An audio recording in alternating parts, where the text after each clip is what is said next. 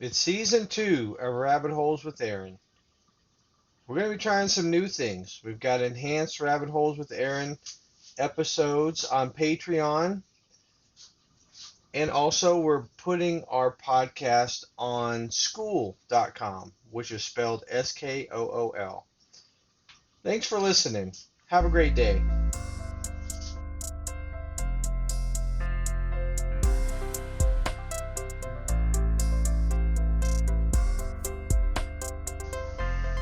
Welcome to Rabbit Holes with Aaron. I am Aaron, and today with me, I have, a man of many talents, with skills in business, with skills in movies and creativity, and thank you so much for joining me today, Stephen. Really fun to be here. I can't wait to see where this conversation goes, very organically. That's the magic of it. So, what's something new and exciting happening in your life right now? By far, the newest and most exciting thing is as you know, have a little baby. I have a little 6-month-old son, and learning to get my sea legs as a dad. You already passed this stage. You already launched a couple kids. But for me, it's every day is a surprise, and the novelty and just the happiness. I haven't slept much, but it's been super fun. Well, and I love how much babies are, that you mentioned the word novelty, and how much their brain is in a constant learning state, and their brain changes and grows. I don't remember the name for the state that the brain gets into, except that it's for learning. And it's one of the pivotal times when everything they see, everything they touch, everything they hear, they memorize your face, they learn emotions. It's so powerful, that time period. What are you noticing? I am surprised at how, so my son does not have any interest in crawling. He's very interested in walking. Okay, 6 months. Yeah. So he stands up, holds against the sofa or a chair. He'll hold on to something, he'll stand up, and he's trying to take little stutter steps, right? Falls, but he clearly, we tried to help him crawl, zero interest, flatline, you're annoying me, right? But as soon as we figured out he'd like to stand up, we were like, oh, this is something. And so that's been interesting. So he's very quiet and observant. You get the feeling he doesn't cry, he's very happy, but he watches everything. When he meets someone new, if he meets you, he will stare at you, no exaggeration, for 60 to 90 seconds without looking away. And then he has this moment where he's like, okay, I got Aaron. And then, your wife's there. He's like, okay, he'll stare at her. And he'll go around at the new things that just entered his field of view and stare at them. And then he's done, and he moves on to the next thing. And it is curious to me to recognize how on second and third engagements, what he's observed seems to come back. Like you said, the facial recognition, oh, okay, yeah, I've met Aaron before. Okay, got it. I don't need to stare at him again. Or little things about how he gets dressed or how he does things, he just assimilates. Oh, right, yeah. Okay, we're at the stage of holding a spoon and doing this, and the bowl's going to come next, and it's fascinating. I've never had kids, so for me, it's all new. Yeah, I love that about babies, much like ourselves. And they say I was getting to that point earlier, that being an adult, happiness in marriage comes from introducing novelty. In my life, at the stage I'm at, my kids are grown up, I'm trying to learn how to be a kid again and see the world through those eyes. There's so many distractions in our world right now, but you can go out and you can just stare at a tree and notice the magnificence, the way the leaves move, the different colors. If you can really stop and kind of zoom your eyes out and spend a few minutes, we can go back into that state and feel that wonder of it's a completely different world every moment almost. Things are always changing. What do you think about that? Yeah, I'll tell you, I produce visual effects, computer-generated effects for movies. And I went into that largely through more of an engineering background than a visual design or art school sort of background, right? And one of the things that really struck me was what you said. Like, if you had asked me, hey, what's a tree? Oh, trunk and some branches and limbs and flowers and sometimes leaves, whatever. Yeah, I got it. And I remember we had to digitally we had to create a tree out of whole cloth, not using like existing trees that we cut and pasted, but actually have a computer generated entire tree. And the sophistication of my eye or one's eye to pick out that it was fake was incredibly high. Even though if you were to describe it, write it down and go, that computer generated tree is exactly what you described. Every damn detail is exactly right. But your eye could tell, like when we put like artificial wind to move the leaves, you could tell something was just not quite right about it.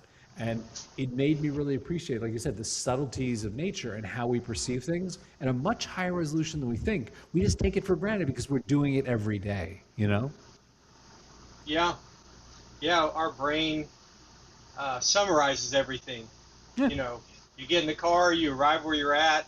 Somebody asks you, "Did you notice the accident?" Or the accident you would notice. Did you notice they're building a tree over there? You might are building a building. You might not even notice. Yeah.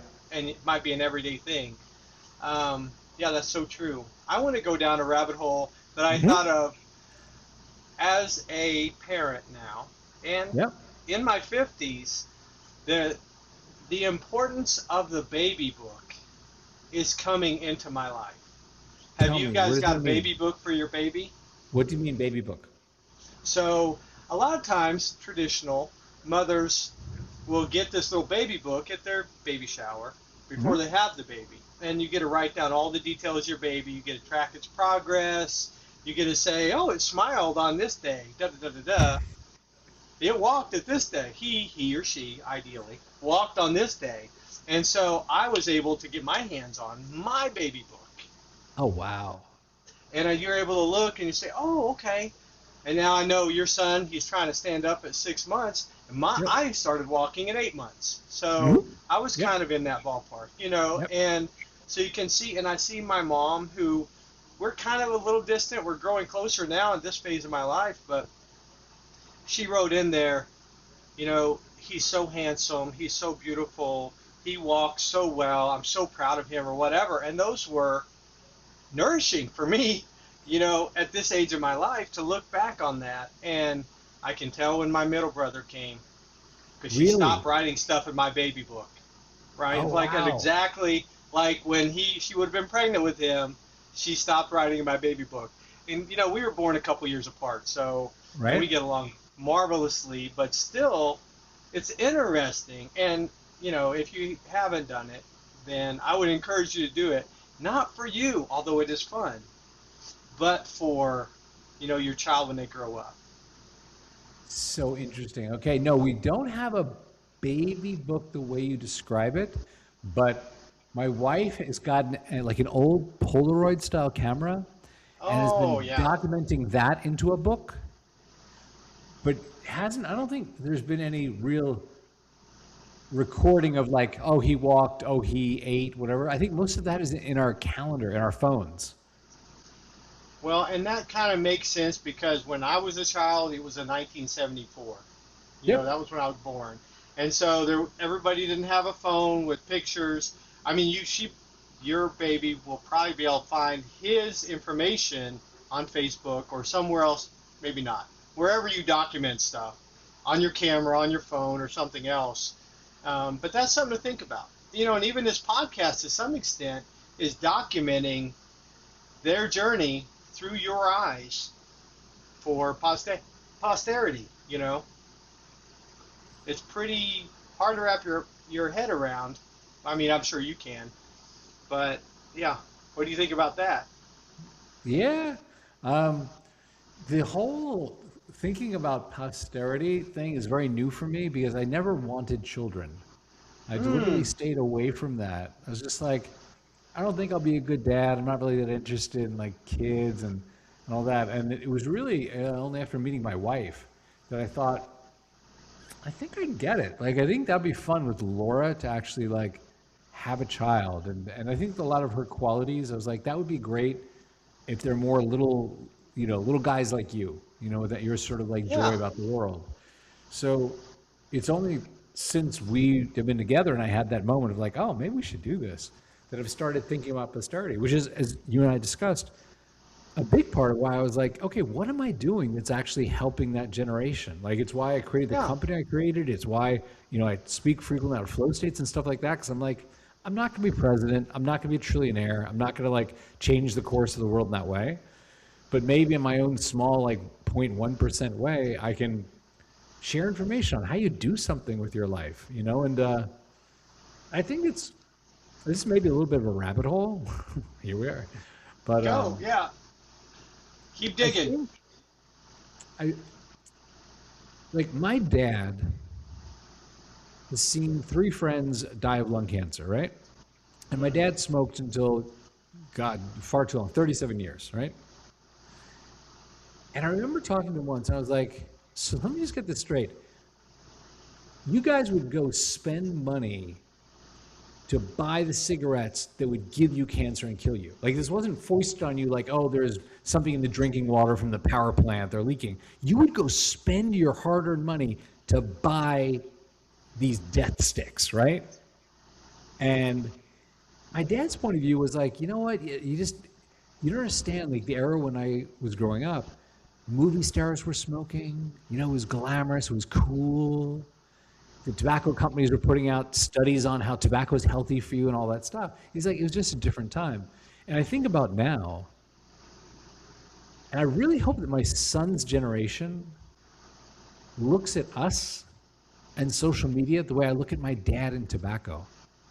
Where it's like, how could you waste your lives scrolling and double tapping? Like, you would sit on the sofa for hours and do that? Like, what? You would watch an infomercial from Kim Kardashian on how she made underwear and treat that like it was entertainment, like it was content for you, and you watch what? And I hope it is incomprehensible to them that we would waste our lives doing that instead of doing something, because these companies are very smart. The trillion-dollar companies, they have the best engineers, the best designers. They have casino game designers on staff helping them understand, dopamine addiction and variable rewards and all this. And Mark Zuckerberg has 450-foot yachts because he is focused on you and I being 80 years old, scrolling and double tapping on the sofa, talking about how he could have written that book. We could have opened that restaurant. We could have done that thing, but instead we scrolled and we double tapped. And he's like, thank you. That is the contempt I have for you, is I want to do everything possible to addict you to wasting your life. And that burns me up. Like, that's something where I'm like, man, what in my 1% way can I do for the people who want to do something with their life? Yeah.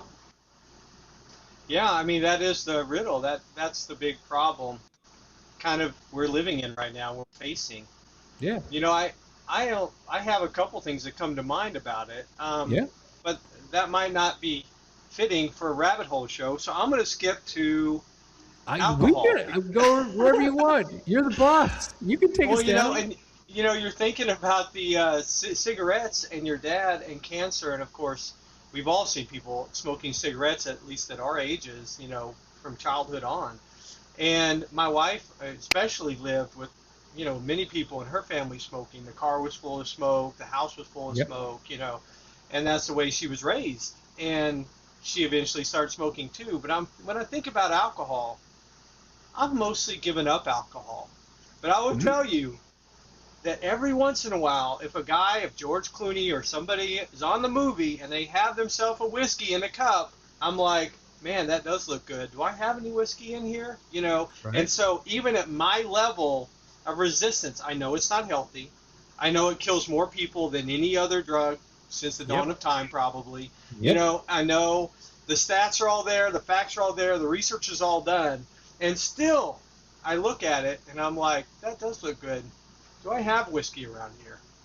So, and then if I do, I'll go pour myself a glass of it. Now I won't drink, a lot. I'll have a glass with ice in it and I'll drink it and watch a movie. But there's something really socially magical about human beings that when we see somebody else doing something and seem to enjoy it, go ahead, go No, ahead. yeah, I'm totally with you. This is the funny thing is about 10-ish years ago, this became very popular in the Valley. The study of memetics, which is Oh essentially, and I yeah. mean, very reductive, the idea that I learn what I should want by viewing what it is you want. Mm. And what's really interesting is, yes, there is most of human history where it's like, oh, you and I are neighbors, and you redid your landscaping, it looks beautiful. Oh, I should redo our landscaping. And there's that level of like, oh, that's okay, that's cool. You want beautiful trees, I want a beautiful tree, right?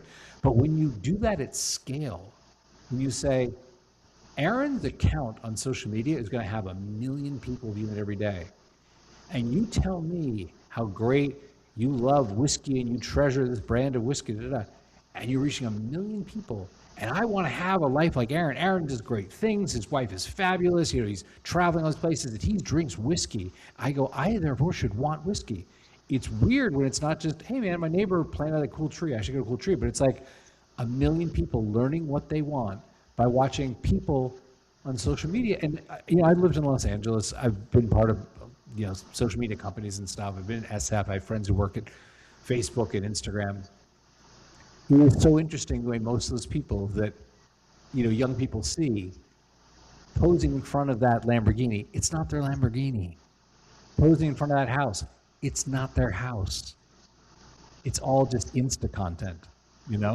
But for the person who's 13 years old going, that is what I should want. I should want a bimbo in a bikini dancing to rap music in front of a Lamborghini parked in the driveway of that kind of house. What do I have to do? Well, I guess if I have to do crypto scams on people, I should do it because I need that. Yeah, memetics. Wow. Medics. Well, I love that we can turn that around and we can use it for good. I Let's. love that we can listen, Yep. that we can go down rabbit holes, that we can tell some stories. Um, yeah, that makes me think if at any time you think of a funny, scary, or very interesting story you'd like to tell, then please let me have it.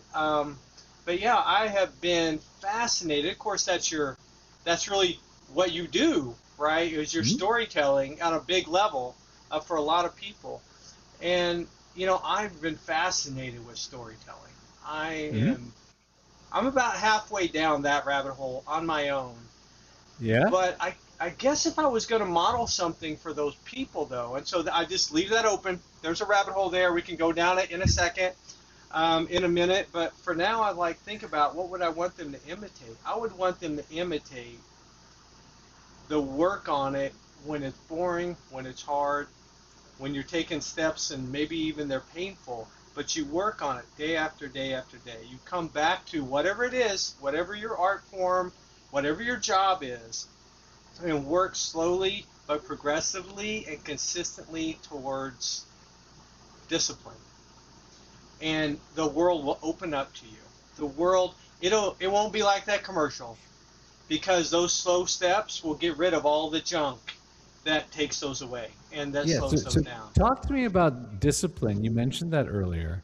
So, how do you think in the modern world, not ye olden times, but like with the modern world's distractions and diversions and all that, how does discipline apply today? What does it mean?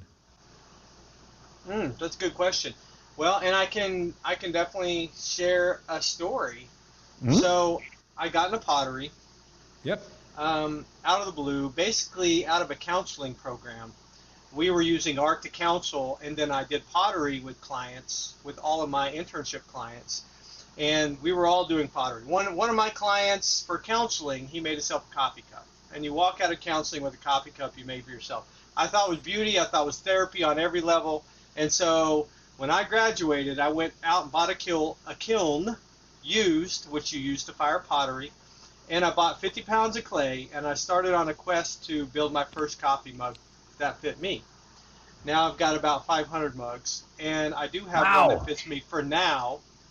And I'm still on the quest. I'm taking a pause, but I'm still on the quest. But what I noticed was as I and I'm in an RV, so this isn't easy. I don't have a pottery studio. I'll set up, walk in, and start making pottery. I have to repurpose my RV and pull out a portable table and get stuff set up. And I noticed that as I continually set a goal for myself of making, and disclaimer, I'm not using a wheel where I can crank out like 100 coffee mugs for every hour. I'm hand building every single one of them, unique and original. And so I build three to five mugs a day, and I noticed that there's some things that came along with that. And it was I excited about it? I wasn't that excited about it. It was like, well, it's time to make some more coffee mugs, But as I committed to it, and I was sitting there in my recliner, it's in the same room looking at the TV, and I'm like, you know what? I'd feel a lot better if I did something today, right? Right? I mean, I'm already retired. I retired from 20 years in the Marine Corps. I got my master's degree. I've got all kinds of stuff going for me. But I could sit there all day long and watch TV. Nobody expected anything else from me. But I expected more of myself. And It was magical what I noticed next.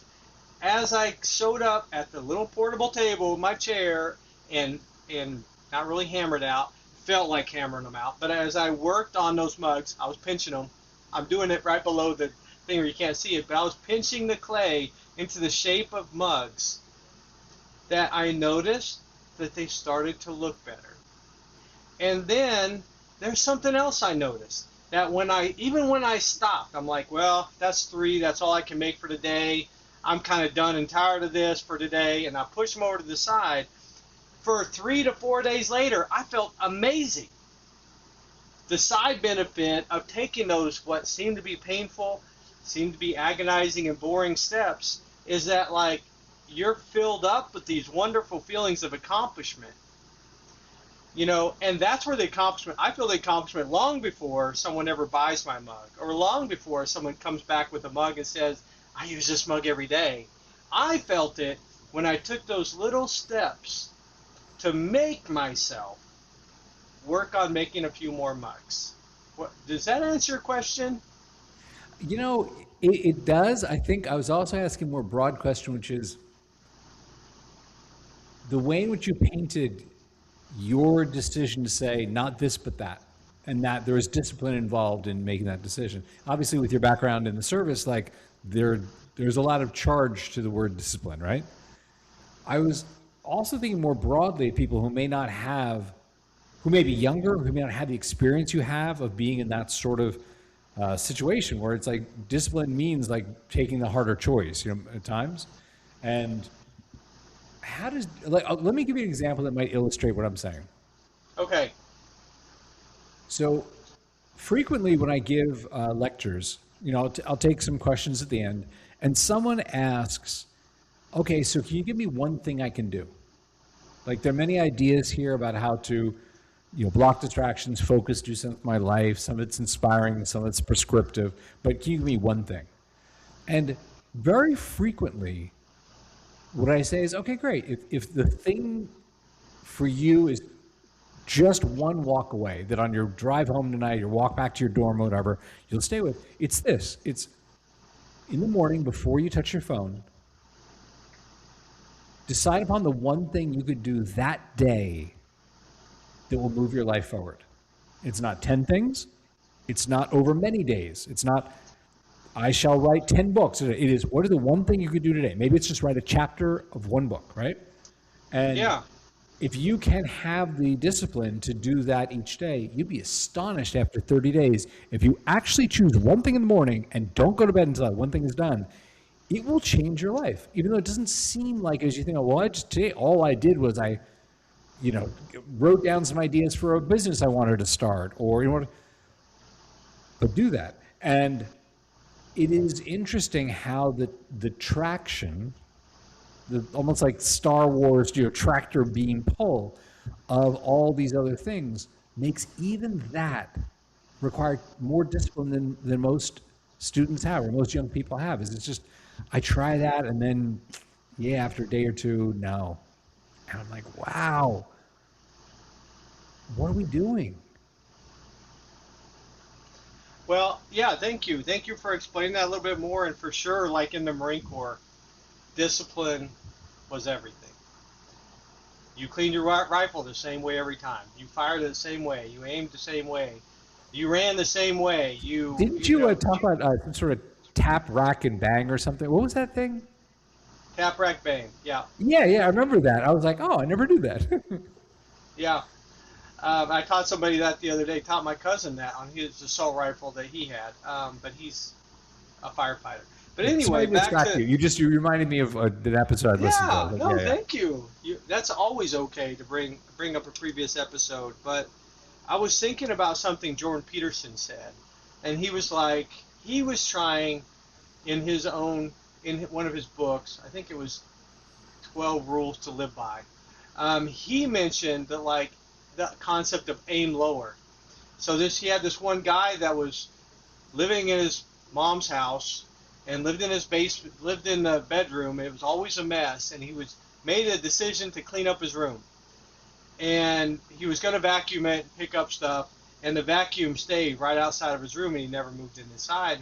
Jordan Peterson told that guy, aim lower, get the vacuum suit. Maybe today you get the vacuum cleaner inside of your room, and then the next day you plug it in, and then a lot of even the smallest steps build momentum.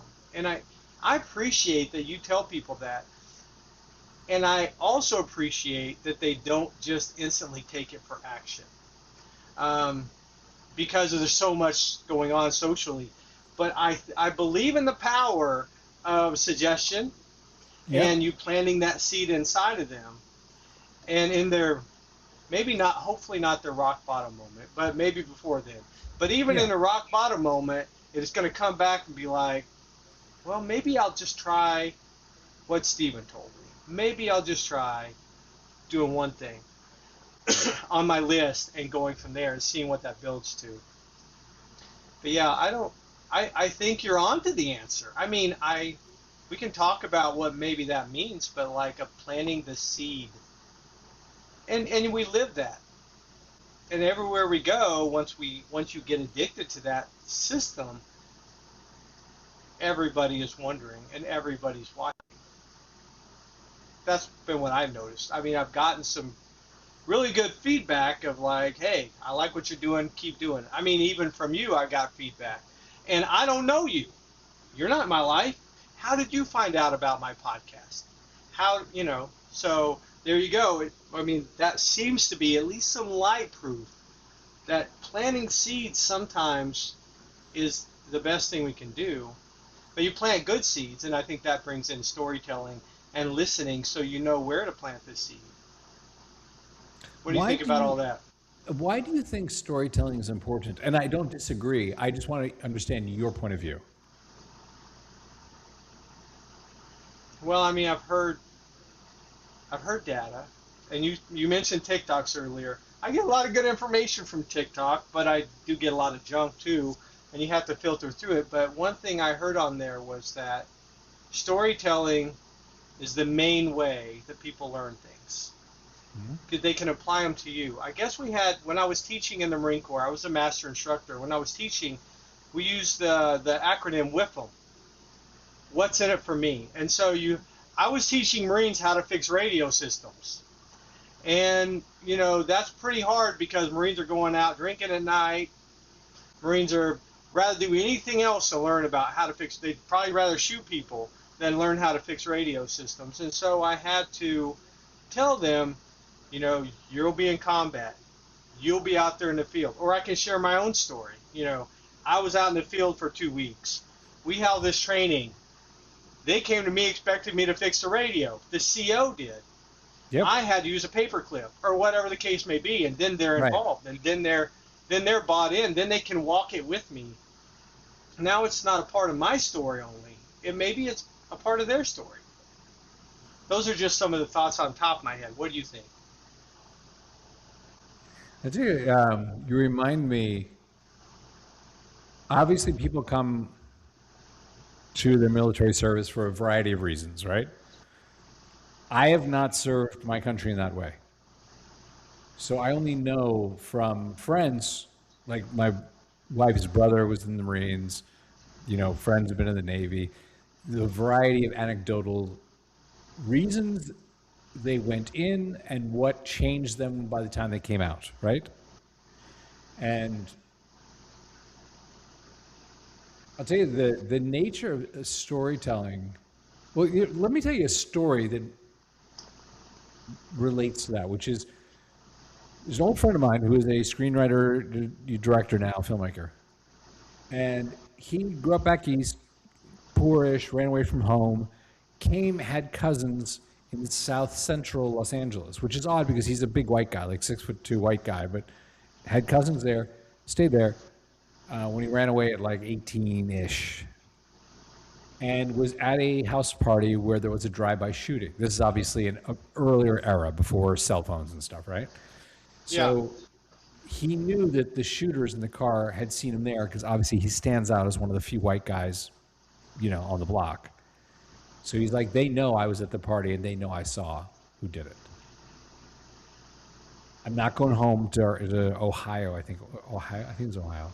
He's like, I'm not going home to my parents and I can't stay here.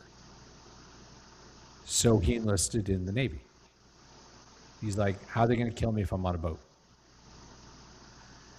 So became a sonar operator, did 3 years, and in the course of time, needed to do something for his brain. So he started telling stories of things that he had seen. So he gets off, there's a decommissioned, I don't know what, he completes his service and starts working as an electrician in Los Angeles. He's working on a guy's house, this guy Wesley Strick. Now Wesley Strick is a screenwriter. He wrote you ever saw Cape Fear? He wrote a lot of thriller stuff. He's a big thriller screenwriter, right? Relatively nice guy. So there's a renovation to his house. He's one of the guys hired to work there for a couple of months. They all run around the house fixing stuff. And at some point, strikes up a conversation with Wesley. Wesley says, hey, man, come what's your deal? He's like, well, I was in the Navy and kind of taught me how to do something else with my life. I didn't want to be on the boat the rest of my life. So I've been working on a screenplay. And Wesley, to his credit, said, if you ever complete a screenplay, I'll read it for you. I really appreciate the work you did in my house past couple months, right? And David said, actually, I did complete that one. I'm somewhat disciplined, There's that word. He's like, I did. I'm not the guy who talks about writing. I did it. And Wesley said, okay, bring it tomorrow, give it to me. And that screenplay was training day. And Wesley read an early draft. It was like, I can actually help you. There's something here. Helped him craft it. Got an agent. And now David's directing god-awful DC Comics movies for Warner's and stuff like that. I mean, I think End of Watch is probably one of his better ones. And, but yeah, he's sold out to the big stuff. But he came from writing that stuff that he knew and was inspired by the discipline of being in the Navy to say, no, you actually have to do the thing. You don't talk about doing the thing, you do the thing. And very much what you said earlier about, it's how we learn through story. I think you said you saw that on TikTok, right? Yeah. Is what Dave and I talk about, which is, he, at the time we were working together, he had, 2 kids, young kids, and in a different way arrived at the same conversation of what you're saying about stories are ultimately how we pass along the truths about life to each other, to our children, to other cultures. As you tell a story of how it happened, it's way more effective than just telling the thing. This is what you should do. It's more like, here, let me tell you a story about, this thing. And I love that. That was one of my favorite things when I was in film. Now the kind of films that I did, that get made now are just pretty much comic book movies and, branded IP, Mattel, Barbie, and stuff like that. It's not as interesting to me, but that was what really lit me up about storytelling. It's how you say, oh, there's a fundamental truth about life. I'd like to show it to you. Let me do it through this medium. Yeah. Sorry, that was a long speech. That was a long rabbit hole. I'm back. No, it's okay. No, that's what we do. So that was good, and I appreciate you talking about storytelling that way. It makes me think about as you mentioned, like being in the Marine, for me, being in the Marine Corps 20 years and retiring out of the Marine Corps, my main job in the Marine Corps by the time I get out was to drink coffee and tell young Marine stories. And I've shared that on a podcast earlier where a Marine asked me to help, another podcast, where a Marine asked me to help fix his radio. And I knew how to fix it. But I was like, sure, I'll come over. And I just told him stories the whole time. And he's like, how does that help me fix my radio? I just want to let you know that you've got the strength, you've got the intelligence, you can do it. That's why I was telling you stories. He said, okay, I don't need any more stories. I'll just work on the radio. But the Marine Corps, I have so many stories from the Marine Corps, and so much truth that I've kind of it's been refined over and over and over and over with real life, with conversations with people like yourself on podcasts to say, well, maybe I was wrong about that. So it gets refined. And I have this truth, and I'm like, how do I share this with the world? And then it hit me like a light bulb that it was going to be through fiction. That was going to be the best, most accessible way for me to, as we say in the Marine Corps, put the cookies on the bottom shelf. So when as an instructor, cookies on the bottom shelf. What? Basically, the concepts. Make the concepts easy to grab. Right. Put the cookies on the bottom shelf. And so I might use that. I get it now. That's pretty cool. Put the cookies on the bottom shelf. I like that. Please go on. That's really good. Well, when I hear that in a movie, I'll be like, I know where you got that from. To my wife. I mean, no one else. But it's this amazing thing that if you put it in a story, it cuts off all the rough edges and all the sharp corners and puts it in a format. If somebody sees it in somebody else's life, if I was just and I think Jesus hits on this best, like don't throw your pearls before the swine. Right. But here's the thing, and what was he doing? All he did was tell stories. He didn't throw the heavy truths about how the earth and heaven and God works and all this stuff. He just threw out stories about how the grass grows and how the pigs react and and all this stuff.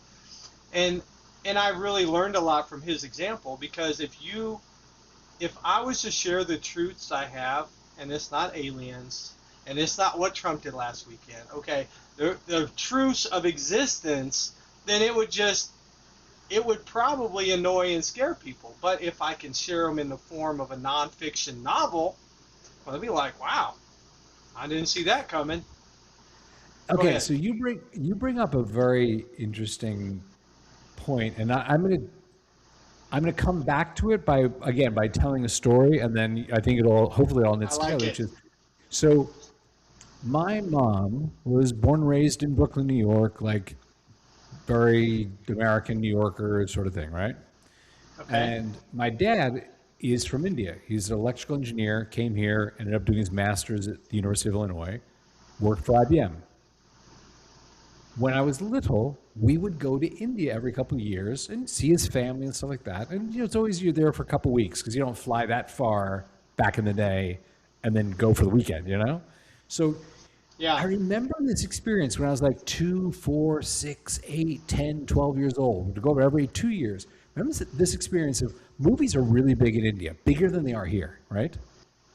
And I, as this little child, 6 years, 8 years, whatever, right, would be there with like the tall people, the grown-ups arguing about something politically or about what happened in their family or whatever it was. And then we would go to the movies. And we'd walk out of the movies, and they'd all be like, oh, that was so great, blah, blah, blah. And I would think to myself, that movie that all of you loved was about the same thing that you were disagreeing about over dinner, or lunch or whatever. Like, it was so interesting the way it slid under the radar, under the fence of like, we're going to fight about it. And I thought, that's kind of magical. And one of the things I am very concerned about, and I mean, I'm not alone in this, I'm not a genius, nor am I alone, is the divisions in our country have become so sharp and so like echo chamber-like that I don't know how we're telling stories to each other to bring us together as a culture, because I really feel like even like the stories have become divided. Like once you go on TikTok or Insta, whatever, one of the things that it does sense is like, oh, okay, what kind of content should I be showing you? And you're not hearing the same stories. Like when we would go to dinner in India, you all saw the same movie, and it's like, oh yeah, I love that. That was so great. I'm like, but you were arguing about that same thing like 2 hours ago, right? So what I think is so scary is that my experience from childhood was I could be with two sets of adults who disagreed about something, but they would see this story in the movies and then all feel like, oh, yeah, actually, it's a beautiful way of telling that story. And they'd seem to love it, right? It brought them together. And now with most of these social media algorithms on TikTok or Insta, whatever, Okay. they're Yeah. really separating out. Like you're not going to see the same stories as someone who might disagree with you on this issue around race, sex, child rearing, politics, whatever. We're just going to show you stories for your side. And what's the long term effect of that? Yeah, it's definitely, well, from what I've seen, and I exactly have seen what you're talking about, where if you're on one person's account, the logarithms go one way.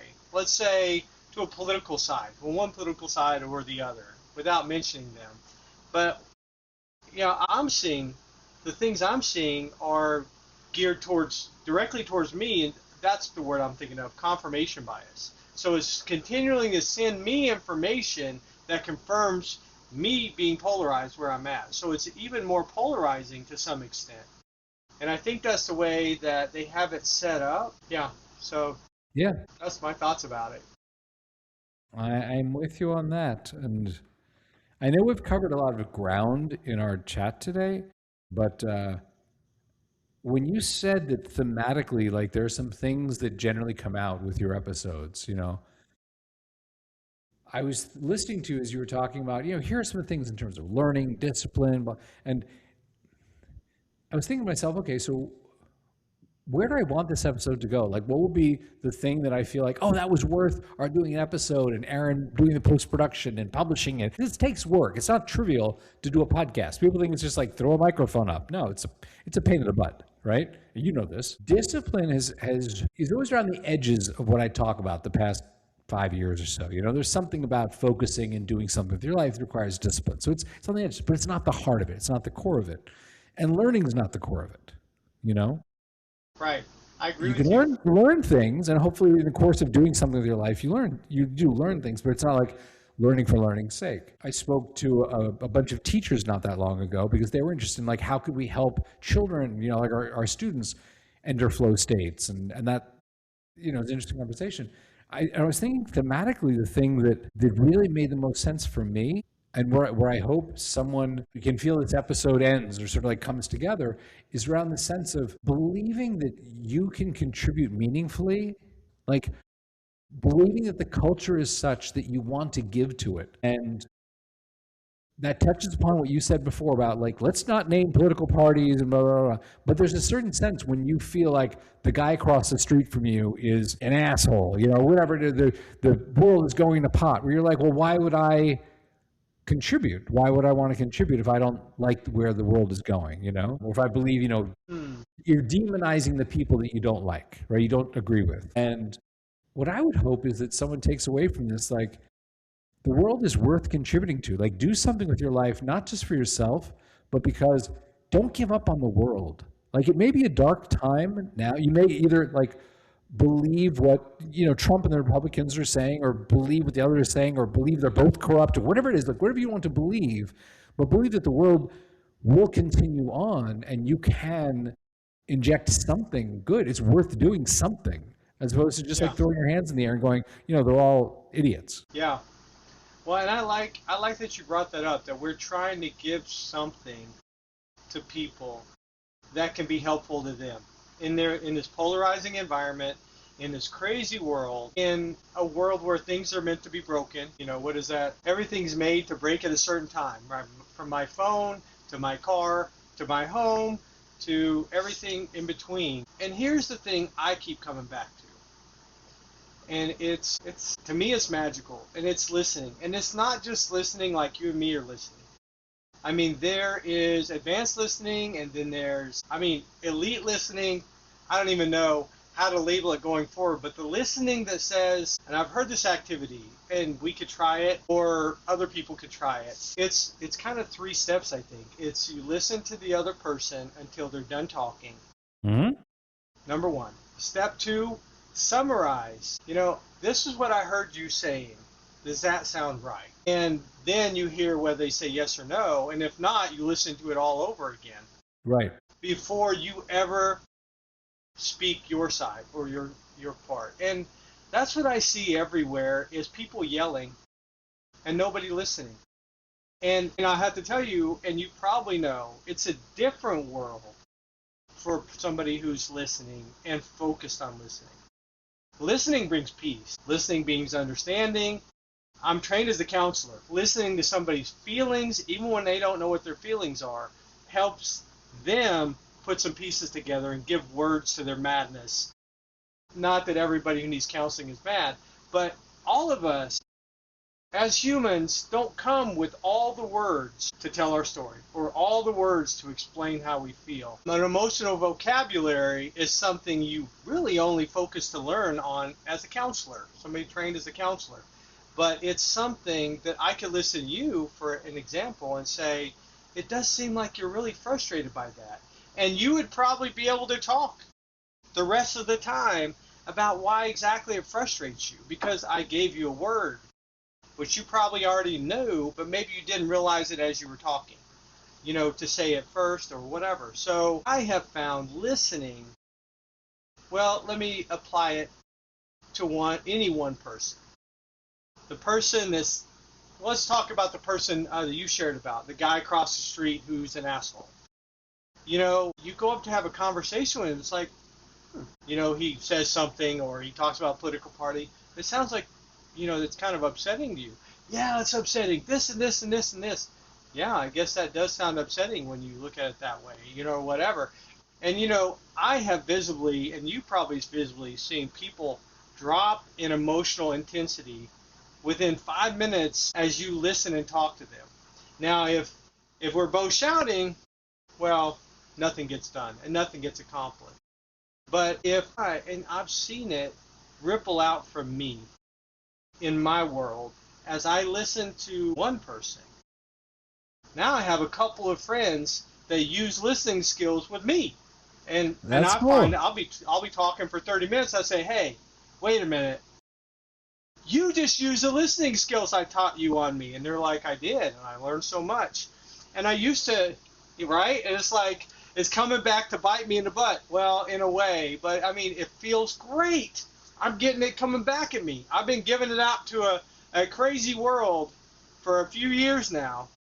I started with a 3-part TikTok series. They were 30 seconds each on how to listen because nobody knows. Like, turn off your podcast. See, that's how devoted I am to listening. Turn off this podcast. Listen to the human being, the next human being you run into. You'll get stories. You'll get conversation. You'll go down rabbit holes. You'll realize, what did I do with the last 3 hours? Wow, it's time for me to go to bed or eat or something else, because people and conversation and the social connection we all share from the way we're designing our bodies make it so pleasurable to tell stories, to hear stories, and to listen. I've learned so many skills, not listening skills. I'm talking about tricks to change your oil. I'm talking about what to do if you're stranded on a roadside in the middle of the night. I'm talking about all these little mini lessons just from listening to somebody and their story. What do you think about that? I think about that, and you reminded me when you said, oh, it's time for me to so-and-so. It is time for me to go get my little 6-month-old from daycare. It is 4:30 here. Yeah. Okay. So, yeah, time does fly. When you look up, you're like, oh, my God, we've been talking for an hour. I would have guessed it was like 20 minutes. Well, and thank you for that reminder, and thank you for being with me on a podcast today. This was cool. This was very interesting conversation. Didn't know where it was going to go. And thank you for all the listeners who tuned in yet again on another Thursday. Thank you all so much.